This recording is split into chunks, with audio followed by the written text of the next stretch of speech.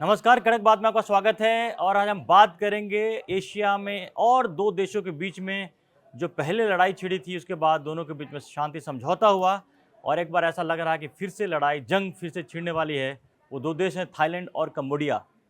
मामला यूँ हुआ है कि कंबोडिया के बॉर्डर थाईलैंड के बॉर्डर पे 4 थाई सैनिक जो वहाँ पर पेट्रोलिंग कर रहे थे, वहाँ लैंडमाइन विस्फोट हुआ जिसकी वजह से 4 घायल हो गए। उसके 4 जो सैनिक घायल होने के बाद थाईलैंड ने जितने भी शांति समझौता के जो जितने प्रस्ताव थे सबको सस्पेंड कर दिया तत्काल प्रभाव से। कहा कि अब जब तक इसमें क्लैरिटी नहीं होती, जब तक तस्वीर साफ नहीं होती है, तब तक वो ये शांति समझौता को नहीं मानेगा। और उसने जो 18 कुल 18 या 16-18 कंबोडियन नागरिकों की रिहाई की बात भी थी, उसके बंधक थे, उसकी रिहाई की बात भी, उसको भी रोक दिया है। और डोनाल्ड ट्रंप ने भी, जो अमेरिका के राष्ट्रपति, जो अब तक दावा करते रहे कि कंबोडिया और थाईलैंड के बीच में जो पहले लड़ाई छिड़ी थी, आपको याद होगा जून जुलाई के महीने में लड़ाई हुई थी, उसके बाद उन्होंने एक दावा किया था कि दोनों के देशों के बीच में शांति समझौता कराया और उसको क्रेडिट भी उसके लेते रहे हैं। लेकिन अब एक बार फिर जो लड़ाई उन्होंने ख़त्म कराई संजय जी, और एक इम्पॉर्टेंट है, ये दोनों देश नॉर्मली वॉर वाले ऐसे देश नहीं है जहाँ पे लड़ाई हो, बहुत इनके पास हथियार हो। बावजूद इसके जो उसमें देखे गए और वो काफ़ी गंभीर मसला रहा। दोनों देशों के बीच में 800 किलोमीटर का ही जो बॉर्डर है, वहाँ पर बहुत सारे डिस्प्यूट हैं और एक से फिर से जो लगता है कि जो समझौता हुआ, जहाँ शांति आई, फिर से वहाँ पर लड़ाई का खतरा फिर से बढ़ गया है। देखिए, कंबोडिया और थाईलैंड के बीच में जो सीमा विवाद है, उसको लेकर के इनका तनाव बहुत पुराना है। छुटपुट मुठभेड़ें होती रही, लेकिन ये वाला जो इस बार हुआ है, ये थोड़ा सा ज़्यादा सीरियस हो गया। दूसरा सबसे ज़्यादा पेंच यहाँ पर फंसता है वो मंदिर का, जो एक प्रेम मंदिर है, पुराना मंदिर है, वो भी भगवान शिव का ही एक मंदिर कहा जाता है और हिंदू मंदिर कहा जाता है। उसको दोनों दावा करते हैं। हाँ, दोनों उस पर दावा करते हैं और वो यूनेस्को हेरिटेज मंदिर भी है, बहुत बड़ा परिसर वाला मंदिर है।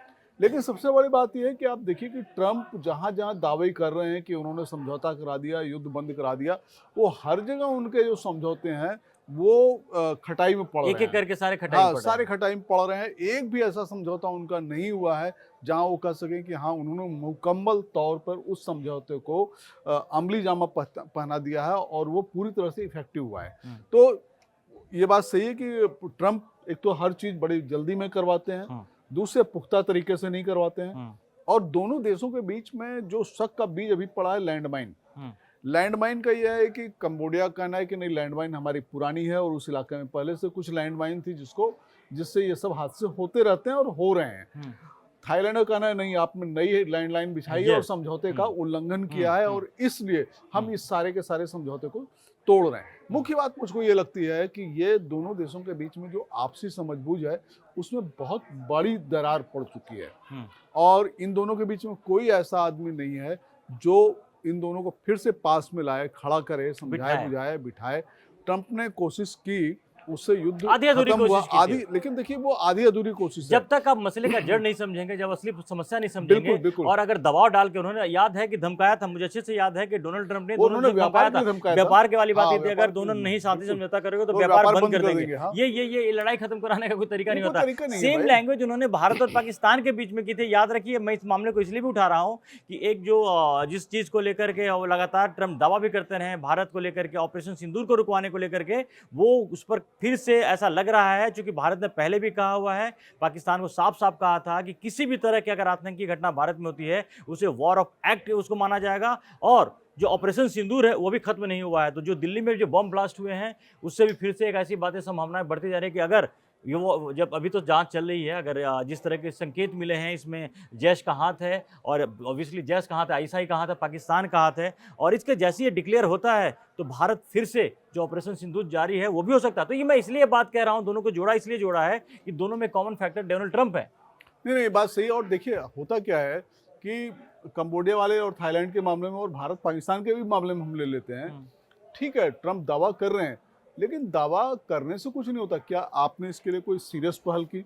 आपने क्या किसी दूत को आपने यहाँ पर भेजा कंबोडिया थाईलैंड में बातचीत के लिए, जो दोनों पक्षों को सुने और वो इतना असरदार हो कि वहाँ पर सारे के सारे मामलों को सुलझा दे? क्या भारत पाकिस्तान के बीच में भी क्या कोई ऐसा मीडिएटर अमेरिका का है जो दोनों को मिलकर के चीज़ों को समझ सकता है और इस मामले को समझा सकता है, सुलझा सकता है? ऐसा नहीं है। केवल ट्रंप न्यूयॉर्क में बैठ करके, वाशिंगटन में वो बैठ आदेश देते करके हैं, बड़ी बड़ी वो जो बातें दादागिरी करते वाली हैं। बातें हैं ना। उनको लगता है कि अमेरिका उसी पुराने युग में है जहाँ पे वो चौधरी हैं और वो हम्म। आदेश देंगे, बंद हो जाएगा। हम्म। और व्यापार की भी जो वो धमकी दे रहे हैं, देखिए धीमे धीमे वो धमकी भी अब उनकी हवा ही साबित होगी, क्योंकि अब धीमे ये पूरा का पूरा जो व्यापार का उनका बुलबुला है ये फूट रहा है। जो भारत को चाहे उन्होंने टेरराइज किया हो टैरिफ को लेकर के, जापान को किया हो, वही भारत को बोल रहे हैं कि टैरिफ कम करेंगे। हाँ, ब्राजील को किया हो, चाइना को किया हो, हर जगह देखिए वो फिर से अपने कदम वापस खींच रहे हैं। तो ट्रम्प का पूरा जो शासन करने का तरीका है, दोनों देशों के बीच में मध्यस्थ बनकर चौधरी तथा कथित चौधरी बनने का जो उनकी भूमिका है वो सही नहीं है। और उनको ठीक है, उनका कदम सही है, समझौता कराना चाहिए, लेकिन आप किस तरह से करा रहे हैं? किस तरह से कराना हाँ। चाहते हैं, ये बड़ा इंपॉर्टेंट है, क्योंकि थाईलैंड और कंबोडिया के बीच में ये इसलिए इंपॉर्टेंट है, ये बात मैं आज इसलिए उठाया हूँ कि एशिया के ही दो देश भारत पाकिस्तान के बीच जो तनाव है उसमें फिर से लगता है कुछ चिंगारी जो है, जो कुछ महीनों के लिए रुकी हुई थी, वो उसमें फिर से चिंगारी लगने की संभावना दिख रही है। और साफ साफ दिख रहा है कि भारत के ऊपर जो आतंकी हमला हुआ है उसमें पाकिस्तान के आतंकियों का हाथ है, पाकिस्तान का हाथ है। तो एक बार फिर से ये जो आप अगले अगले आने वाले दिनों में कुछ होगा, क्योंकि प्रधानमंत्री नरेंद्र मोदी ने बड़ा साफ कर दिया है कि जो भी इसके लिए दोषी हैं उनके खिलाफ एक्शन लिया। याद कीजिए जब पहलगाम में भी अटैक हुआ था, प्रधानमंत्री ने ऐसी बातें की थी कि जो भी दोषी हैं उनको बख्शा नहीं जाएगा, और फिर वही हालात बनते हुए यहाँ तो दिख रहे हैं। तो एक भारत पाकिस्तान के बीच में, एक थाईलैंड कंबोडिया के बीच में, तो हालात ये लड़ाई वाली स्थिति फिर से बन रही है, दोबारा बनती जा रही है। इसीलिए अब लेकिन अब देखिए कि अब कौन आखिर, डोनाल्ड ट्रंप अगर अफेक्टिव नहीं हो रहा है वहाँ पर थाईलैंड कंबोडिया, देखिए नॉर्मली देखा जाता है कि दो ऐसे देश जो अमूमन शांति प्रिय हैं, जहाँ पर हथियार वगैरह का इतना वो किस तरह का वो नहीं रहा, लेकिन हाँ विवाद रहा है। 800 किलोमीटर का जो उनकी बाउंड्री है, जो बॉर्डर है, उस पर उनकी इसका लड़ाई रही है। बहुत बड़ा विवाद है उनका, और ये आज से नहीं है, दशकों से ये विवाद उनका चल रहा है कि दोनों कह रहे हैं कि सीमा पे एक दूसरे की जमीन उन्होंने हथियाई हुई है। और सबसे बड़ी चीज वही है कि जो सीमा पे इनका मंदिर है, जो यूनेस्को हेरिटेज का दर्जा पा चुका है, उस मंदिर पर दोनों की निगाह है, दोनों उस पर अपना दावा करते हैं। और हकीकत ये है कि देखिए, न तो इतनी बड़ी सेना कंबोडिया के पास है, न थाईलैंड के पास है। दोनों एक ऐसे देश हैं जो सैन्य तौर पे बहुत मजबूत नहीं है, न सेना रखने के लिए जाने जाते हैं। तो ऐसे में ये बात सही कि वहाँ पे समझौता फिर से होना चाहिए, और जो भी चीज़ें उनके बीच में फिर से विवाद उलझे हैं, वो कोई इतनी बड़ी चीज़ नहीं है, उसको सुलझाया जा सकता है। क्योंकि कंबोडिया और थाईलैंड दोनों में अगर फिर से सीमा विवाद होता है या मामला आगे बढ़ता है, उसका असर एशिया के दूसरे देशों में पड़ेगा, पर्यटन पे पड़ेगा। भारत से बहुत ढेर सारे पर्यटक वहाँ पे जाते हैं, दोनों देशों में जाते हैं। बहुत नुकसान है, बहुत नुकसान है। थाईलैंड में भी इतने टूरिस्ट जाते हैं, भारत, खासकर भारत के टूरिस्ट जाते हैं। दोनों देशों की अर्थव्यवस्था, पिछली बार भी ऐसी हुआ। हाँ, टूरिज्म भी है। दोनों की अर्थव्यवस्था का आधार टूरिज्म है। तो इस तरह के जो हालात हैं, ये सिर्फ थाईलैंड और कंबोडिया तक ही सीमित नहीं है कि उनको अफेक्ट क्या होगा।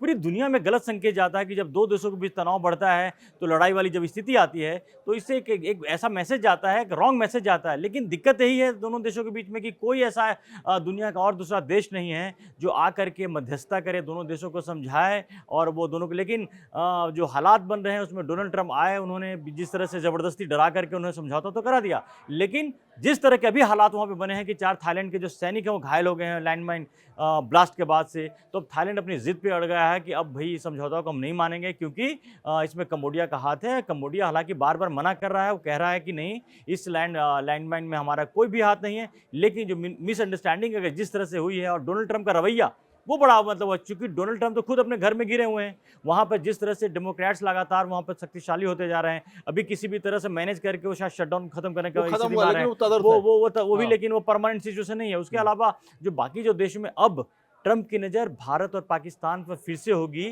क्योंकि जो नई दिल्ली में जो ब्लास्ट हुआ है उससे जो हालात बन रहे हैं वो कहीं ना कहीं इशारा इस पर कर रहे हैं कि पाकिस्तान की इन्वॉल्वमेंट इसमें है, और इससे एक डर बनेगा, एक सारी स्थिति बनेगी। तो ये वही वाली बात हो रही है कि अगर हम, अब क्या है थाईलैंड कंबोडिया का, अब आपकी नज़र में क्या हो, उसका सॉल्यूशन कहाँ पर जाएगा, इस चीज़ को कहाँ पर करेंगे?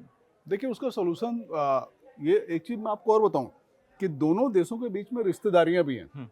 कंबोडिया के रहने वालों के रिश्तेदार थाईलैंड में रहते हैं, थाईलैंड में रहने वालों के रिश्तेदार कंबोडिया में रहते हैं। यहाँ तक कि थाईलैंड की जो प्रधानमंत्री बनी थी उनके भी रिलेटिव्स कंबोडिया में रहते हैं।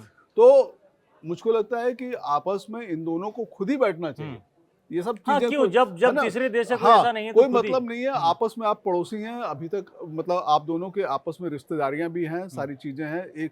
एक दूसरे के ऊपर काफी हद तक आपकी इकोनॉमी भी जो है निर्भर करती है। क्योंकि जब थाईलैंड में पर्यटक आते हैं तो वो अपना एक पूरा टूर पैकेज लेके आते हैं कि वो कंबोडिया भी जाते हैं, वियतनाम भी जाते हैं, सिंगापुर भी जाते हैं, इस तरह से घूमने का एक पूरा सर्किल बनाते हैं वो। तो बैठ के सबसे अच्छी तरीका ये है कि बैठ के बातचीत करिए, जो विश्वास आपका फिर से बहाल होना है उसको बहाल करिए। और मुझको लगता है कि दोनों देशों के पॉलिटिशियंस में इतनी मैच्योरिटी होनी चाहिए, कम से कम वहाँ पर इस तरह से नहीं है कि भारत पाकिस्तान में पाकिस्तान एकदम आमादा है, भारत चाहे जो कुछ कर ले लेकिन उसको करना वही साजिश है, वही आतंकवाद है। वही वाली बात है कि और दोनों देशों से भारत का कनेक्शन भी है कि थाईलैंड में बहुत ज़्यादा भारत के टूरिस्ट जाते हैं और थाईलैंड भी उनका जो कल्चर बाकी चीज़ें भारत से बड़ा क्लोज है। और कंबोडिया में बहुत सारे प्राचीन मंदिर हैं वहाँ पर। दोनों देशों का जो हेरिटेज है उससे काफ़ी मिलता जुलता रहा है। भारत का कहीं ना कहीं कनेक्शन जो अगर इस दोनों हिसाब का से हेरिटेज हिंदू कल्चर के बेस पर है। उस पे है, तो इससे भारत तक भी कहीं ना कहीं नाता है। तो ये चिंता हमारे लिए भी वाजिब है कि अगर थाईलैंड और कंबोडिया के बीच में किस तरह से अगर तनाव की स्थिति बनती है, लड़ाई की स्थिति बनती है, तो भारत के लिए भी अच्छी बात नहीं है। लेकिन यहाँ भी स्थिति कुछ इस तरह से बन रही है, तो ये बड़ी ही खतरनाक स्थिति बन रही है एशिया में फिर से कि जो हालात बन रहे हैं। तो हम तो यही दुआ करें, हम तो यही चाहेंगे कि दोनों देशों के बीच में लड़ाई ना हो। लेकिन अब ये दोनों देशों को आपस में बैठ के तय करना पड़ेगा कि जो फिलहाल जो गलतफहमी दोनों देशों के बीच में है या जो भी मैटर है उसको जल्दी से जल्दी रिजॉल्व कर लें, ताकि वो शांति बनी रहे और वहाँ की जो संस्कृति है वो आगे फले फूले। तो तमाम घटनाओं पर हमारी नज़र बनी रहेगी। अगर अभी तक आपने कड़क को सब्सक्राइब नहीं किया है तो जल्दी से आगे सब्सक्राइब कीजिए। फिलहाल के लिए धन्यवाद। धन्यवाद।